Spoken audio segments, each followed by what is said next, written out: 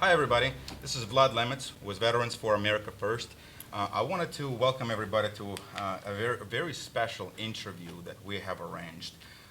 Together today with Julio, I have with us Trevor Loudon. And Trevor Loudon is a published author from New Zealand who now resides in US, who written a lot of things about what we're dealing with as far as communist takeover and hijacking of American culture and society, and quite frankly, their attempt to take over the world, which is what's happening in many different facets in many different countries, and even within our own administration here, we've seen a lot of influence from the communist CCP China. So I'm going to let Trevor introduce himself real quick, and we'll take it from there. Well, thanks very much, Vlad, and good to see you, and good to see you, Julio. Well, I'm Trevor Loudon. I'm from Christchurch, New Zealand originally, but I've lived in the States for the last few years. And my specialty is communism, exposing communism, identifying it, how it works in the Democratic Party, how it works through the unions and academia. And, my thesis is we are in a revolution here, right in America now, and we are under attack by the CCP, the Communist Party of Cuba, and other bad actors.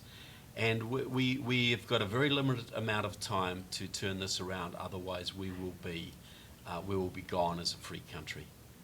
Well, actually, Trevor, let me ask you a question. What do you mean when you say we have very limited time? Well, I think the Chinese military is getting ready for war now. And I think that could happen at any time. And unfortunately, the Biden administration and the Obama administration before that did the very best they could to gut the US military. President Trump did many corrective measures, but Biden has undone most of those. While the Chinese military is building up its navy like crazy, Biden wants to cut our navy. Biden is driving good officers out of the military. Biden is purging people and encouraging leftists to join the military.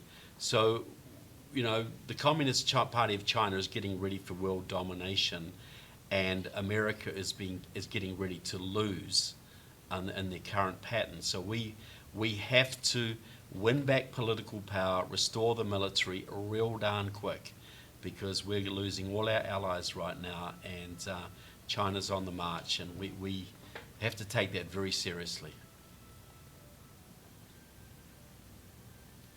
Well, this is actually everything that we have heard in so many ways about what is happening. Here's a question real quick.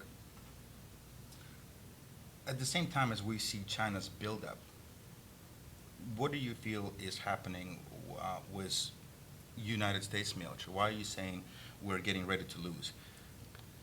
Well, it's being purged. Obama purged roughly 200 good generals and admirals from the military and replaced them with people like General Milley, Right. like Princeton sociology graduates instead of real war fighters. Biden, with his political correctness and his vaccine mandates, has been purging every patriot, every conservative, every Republican, every Christian he possibly can from the military.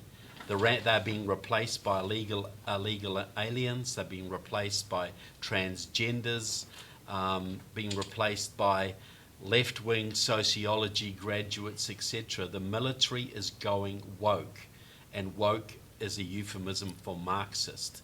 So it's like when Hitler attacked the Soviet Union in World War II. The Soviet Red Army almost collapsed because Stalin had purged most of the good officers out of the Red Army.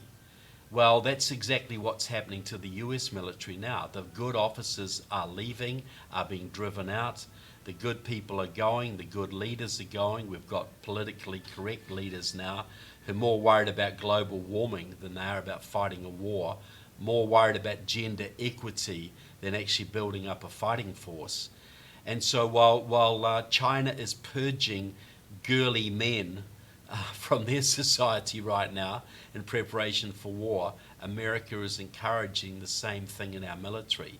I joke that the Chinese military is getting ready for war, the American military is getting ready for mascara. And that's a pretty serious situation. And unfortunately, I have to say that we have seen that happen. And thank you for bringing up the entire transgender issue, because I've written about this in 2017. 2017, 2018, I've written about this, and I said the entire issue, aside from you trying to bring transgenders in the military, whether a right or wrong thing to do, and how we accept those people in the society, it is a logistical nightmare, because essentially this personnel are non-deployable. Plus, it's also a drag on the morale for your average patriotic American joining the military. So you're definitely onto something here. Now, at the same time, we are seeing that our relationship with Russia is slowly deteriorating. Now, one thing that I know is obviously that Russia and China have been working together for a while, and that's not a good thing.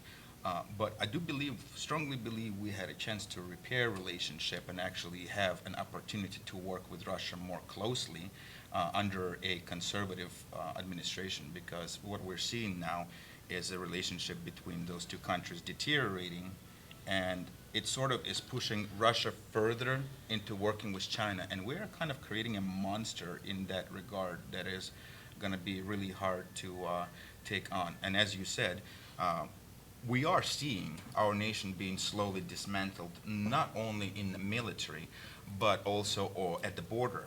So essentially speaking, in unrestricted warfare, they have compared United States to like an onion with many layers and facets of society. And they said United States is very hard to take over from without, layer by layer.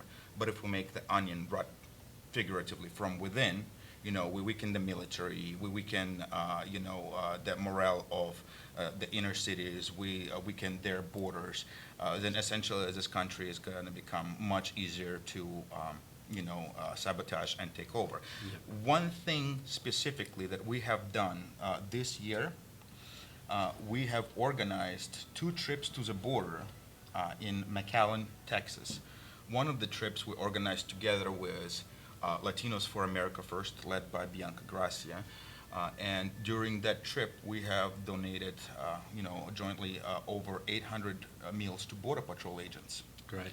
So we're trying to show them our appreciation. And at the same time, the very next trip we tried to repeat shortly after.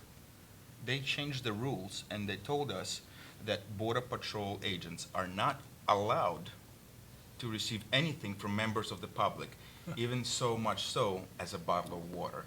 So we changed our plans slightly and said, okay, if you're not going to allow us to do that, at least, the very least, we need to bring awareness of what is happening at the border.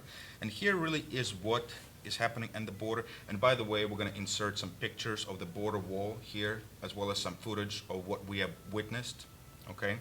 But because of the whole unnecessary COVID-19 vaccine mandates, they're not only pushing out people from the military, trying to weaken our military, saying, if you don't take this vaccine, and by the way, we have veterans who have been in the military for 12, 16, 18 years, approaching their retirement, and they're told, if you don't take vaccine, we're going to push you out. And of course, a lot of other people knowing what kind of health issues some of the people have developed with vaccines don't want to take it. They don't trust it. Yeah. So we have people losing their jobs, losing their, and not just their jobs, losing their careers, entire lives, retirements, just gone away because a lot of them would not comply with this unconstitutional mandate. But in the military, quite frankly, you don't really have a choice other than just, hey, you walk away and leave everything behind, but just obeying a direct order. The same thing has been happening in Border Patrol agents. And that's what we decided, that since we cannot donate meals to them, we can raise awareness. So we brought 2,000 politicians to the border the second time around, and and we have about 100 people over there altogether, and we have locked arms from one side of the wall to another to form a human wall, finishing the wall where it was stopped. Right, I saw that, yes. Right, and that was very interesting because we were trying to bring awareness that, hey, there are big gaps in the wall, and we are discharging our Border Patrol agents by the thousands. And for those who don't know, it's not like you could just pick up a Border Patrol agent and say, hey, you're hired, here's a new one. No, it's almost a year training and then another year in the field before these people could be replaced, okay? And we're losing a grip of our southern border. And a lot of people who are left working there now, they have been reporting to us that right now, from enforcing our border, it has become to a making the people who come through, it's become a facilitating operation to where we take people coming in, we give them to to people in different organizations who send them all over our country. And quite frankly, we have witnessed that. We have seen people go directly to Dallas, and there will be one English-speaking person escorting 5 or 6 individuals and, telling them, here's where you go, here's what you say, and they've been sending them all over the country. So it has been a really tragic situation, but to what you're saying, we really are witnessing this happening, not just in the military, but in Border Patrol, and we've been witnessing the same thing with our law enforcement and first responders. Yeah. Look, everything that can be done to weaken and destroy America internally is being done. The Biden administration is effectively working in the interests of communist China right now. And if you look at the border situation, the American communists, like Liberation Road, that's the pro-Chinese Communist Party in this country that gave you Black Lives Matter, for instance. Right. That's their creation. That's a Chinese communist operation. They believe that Mexico, the Mexican border, is the key to the American Revolution. And what they mean is this.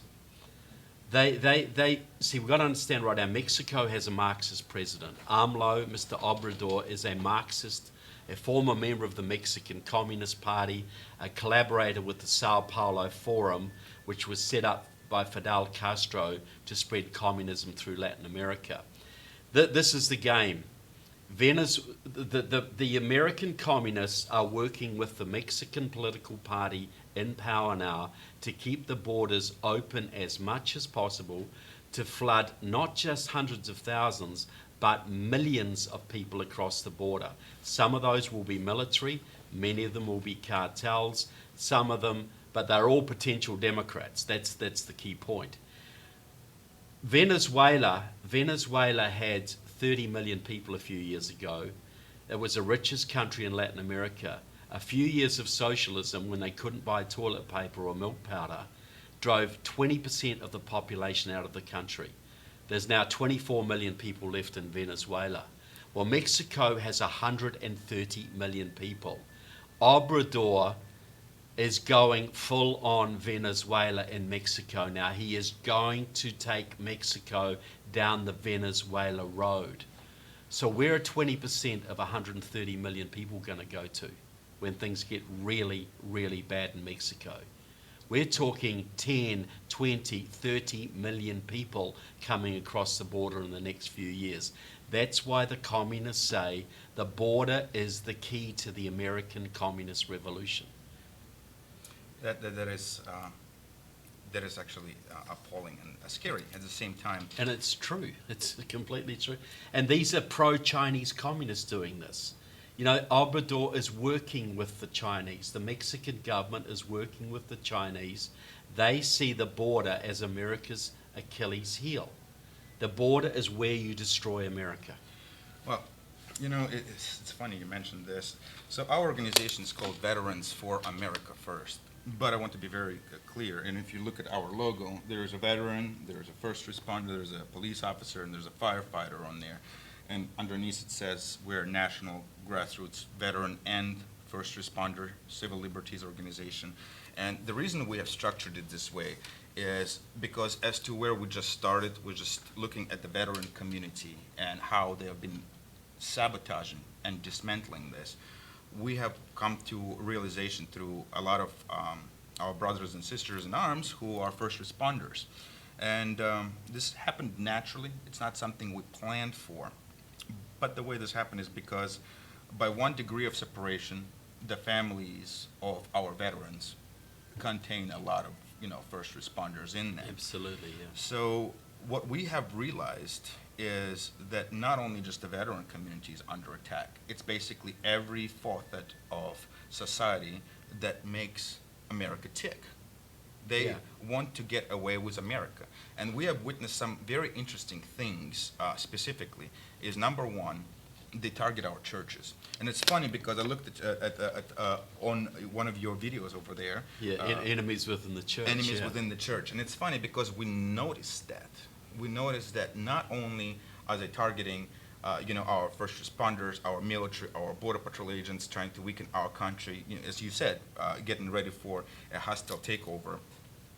At the same time, they've been weakening our churches. And it's very funny because I believe it was CIA who some time ago done research that proved that people who are susceptible to brainwashing, right, are people who do not have strong religious and strong family ties. Yep. And them targeting, and they have been targeting the family unit, by the way. It was the entire progressive agenda, okay, was trying to remove fathers from the equation. And that was actually, by the way, done a lot under Bill Clinton, removing fathers from the equation. There was a lot decimating the black community. Was a whole war on drugs, how it's all started over there, Yep. right? But removing fathers from the equation propels decimating family unit, especially within a black community. So they're essentially trying to weaken us from both the church perspective, the family perspective, and all the first responder perspectives. And now one thing that I know, okay, I'm an observant guy. Maybe I'm not the smartest guy in the world, obviously. I'm no Elon Musk, right? But one thing I know, if you notice one inconsistency, that's a problem, right? You notice two or three, that could be a coincidence. But when you notice an inconsistency on every single level, that all have one underlying, how do you say this, one underlying demonstration of what it's gearing Pattern or towards, theme, right? yes. One underlying theme, that's deliberate, and it has to have fingerprints. And a lot of what we have seen leads directly not to just worldwide communism and globalism, but at least directly to the CCP. Look, absolutely. If you look at America today, the borders are wide open. That's partly through CCP connivance because they have a lot of power in the Congress. The CCP, the Communist Party of China, just attacked America with their COVID. That was a biological weapon, 100%. It was time to bring down Trump. It was time to wreck the economy, and to create pressure to reduce the military budget. Those were the three aims of it. And then they used the unions, and the communists used the unions and the politicians they had under their control to keep the lockdowns going as long as they could. And you notice all the states with the harshest lockdowns, like California, Hawaii, Massachusetts, New York, they're all the states with the largest Chinese Communist Party influence. Right. So they kept that going to wreck the economy.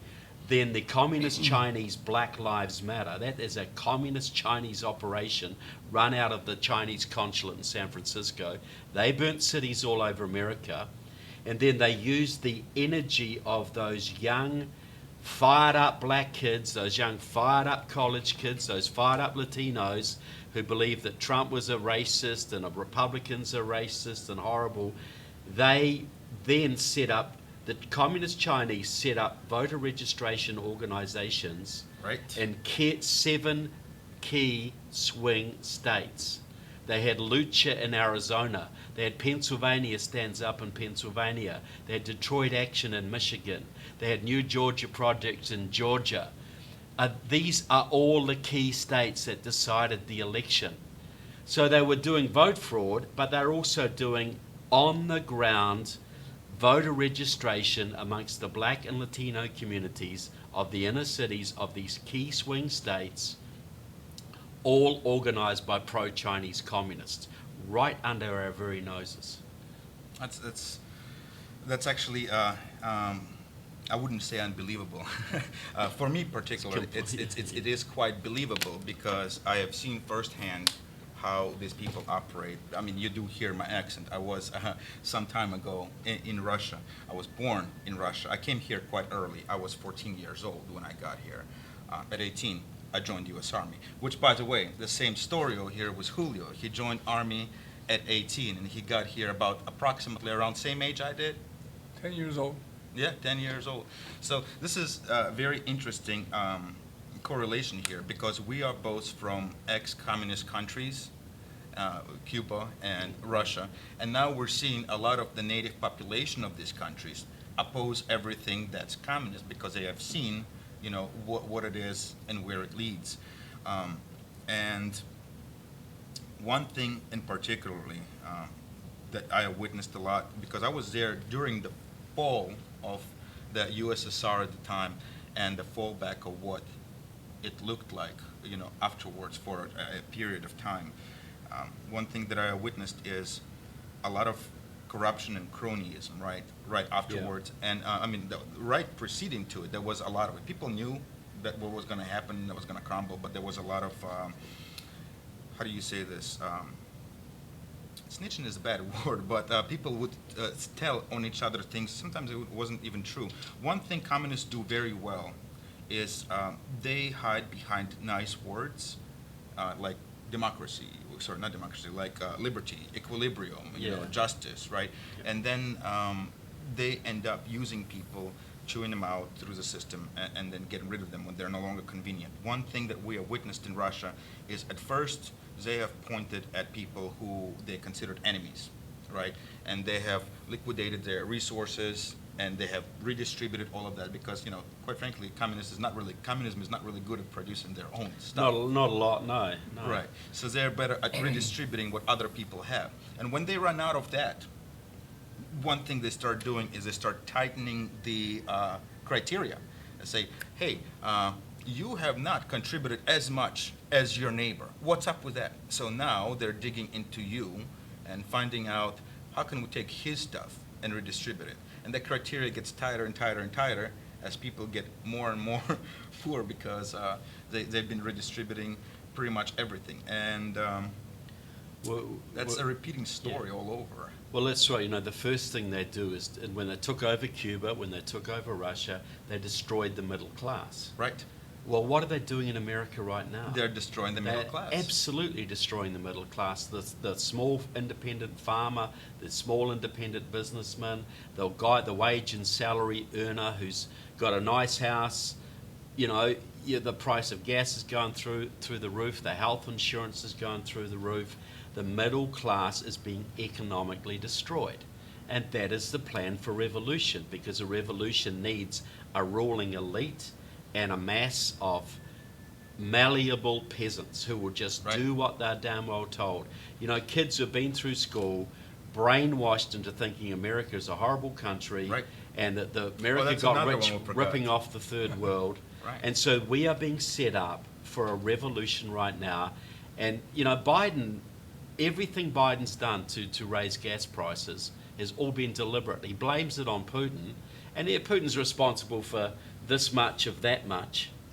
But it was all, you know, the first thing that Biden did when he took office was to cancel the Keystone Pipeline from Canada. That was because Native Americans had been protesting.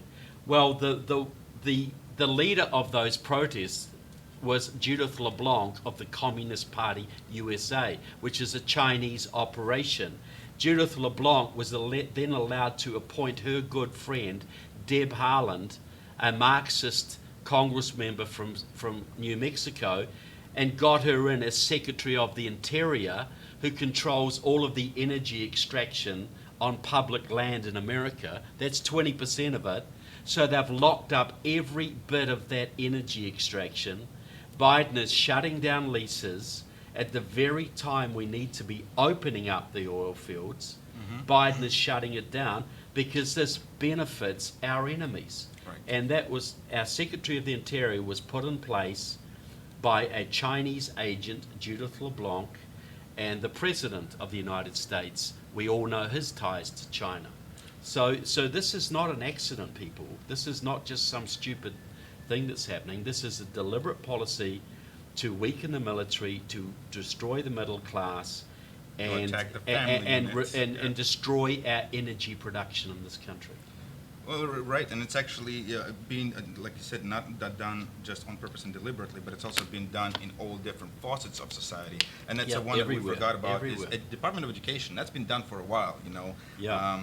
We've been infiltrated there for a long time. One thing that I do find interesting, we haven't talked about, is the social media stuff. Okay. Right. The social media, it plays a very, very big role in it because it influences the younger generation and what is appropriate and what is not, right? And then the media, itself is mimicking, basically, as a frenzy. So one thing that just happened 2 days ago, 2 or 3 days ago, we planned a barbecue event where we're gonna, donate, feed the veterans and first responders that would come, to our barbecue. And it was in New Jersey. New Jersey, we get the word that we get to a place that tell us, you can't do that, you're political. And I'm saying, wait a minute. So because our organization is called Veterans for America First, and we're doing a charitable thing to where we're just getting a barbecue and we're all talking together, we're not standing there with a microphone, we're just doing a friendly barbecue. You're telling us that we're being political. So, basically you're telling us that we cannot do that. But here's, on another hand, if this was anything woke, right? Yeah, look, it's not that it's political, it's that it's conservative. Right. That it's patriotic. So it's if becoming Black a Lives problem. Matter was holding a barbecue, there'd be no problem at all. They'd get all the permits they wanted, they'd have the cops there guarding them, whatever. And this is what I was talking about, was how communism behaves. Early on, they make everybody snitch on each other and say, oh my God, these people are not appropriate for our culture, you should stay away from them, they're terrible people. Well, you know what, if loving our country makes you a terrible person, then I would like there to be more of you terrible people. And quite frankly, I want every one of you, veterans and first responders, who are fed up with what has been happening, who are fed up with them trying to destroy the best country in the world, I need you to join us, okay? Go on vfaf.org, okay? Sign up for an account. We have a small social media site, okay? And quite frankly, we created one so our people could communicate with each other, veterans and first responders, okay? And I don't care what age you are. You can figure out how to download an app, you can figure out how to go on a website, okay? I need all of you veterans from all different groups. I need my Iraq veterans, I need my Vietnam veterans. I know you're all still out there. I have Julio, this man wakes up, he lives and breathes America first. And if he can do it, you can do it, okay? We have veterans from all facets of society working together, okay? It's time we take our country back, okay? And again, we are wanting to do this through open dialogue and discussion. We're not promoting violence. We're not, advocating for violence. But we need to raise awareness for everything that is happening all across our nation. We need to have veterans and first responders from all different areas and states to unite, okay? We need to create chapters in every state, in every city. I want to see you guys unite. I came from Russia, and this is my country. This is the best country in the world. And I have nowhere else to go. If we lose freedom here, believe me, we'll lose it everywhere else. Now, to that extent, don't take my word for it. I'm going to let Julio say a couple of things about communism from where he came from. Well, my father left Cuba in 1961. That was way before any of you were born. I was 10 years old, and as soon as I turned 18, I told my mom, I'm going to Vietnam. And here I am, 60-some years later, still alive, and I'm still kicking ass for the communists. I will continue to do this until the day that I am put 6 feet under, because I don't want my kids to live under communism. It is the worst form of government available. You do not have a mind. They control everything you do. And, I'm married to my second wife. My first wife was the daughter of a Navy SEAL. She passed away like 20-some years ago, and I married this lady from Nicaragua. Her mother and father are communists, and they live in my house. So they have to put up with my ass, all right? Telling them that they're wrong, because I pay the rent there. So, you know, I don't have a problem with my language. I have lived here since I was 10 years old, and I have been an anti-communist. None of my kids are allowed to be involved in politics. I am going to be their voice until I'm gone. So I suggest to all of you that are looking at this channel, by the way, I own this. I never ask anybody for a nickel. Thank God that, you know, through my retirement, I own full retirement pension for all the work that I've done. I have been a mayor of a city that at the time that I took over was governed by a left-wing son of a bitch by the name of Raul Martinez. Talking He's about still- Hialeah, Hialeah, all right? Trump country. It is Trump The country. real Trump country. And I am the only man in the history of Hialeah, which is going to be 100 years old, that served in the military. No other mayor had the guts to join the military for the United States of America. And I suggest that most of you who are looking at this, join us in protecting the only country that's left, because everything else has gone to hell. So listen to us and help us. We need help. We don't ask for money. We need you to help us and talk to your friends, to your family, everyone that you can talk to about USA and the United States of America's Constitution, that is the only one that's worth a shit in the whole world. Absolutely. And to that end, please. Can I just add to that? Like, I haven't served in the U.S. military, but my mum and dad were living in New Zealand in the 1940s when the Japanese army was threatening to invade my country. And if it wasn't for the sacrifice of your fathers and uncles and grandfathers who fought off the Japanese at the battles of Guadalcanal and the Coral Sea and Midway, my country would have been done. I probably would never have been here. So everybody who cares about liberty has to care about America, and everybody who cares about liberty has to care about the US military and US veterans.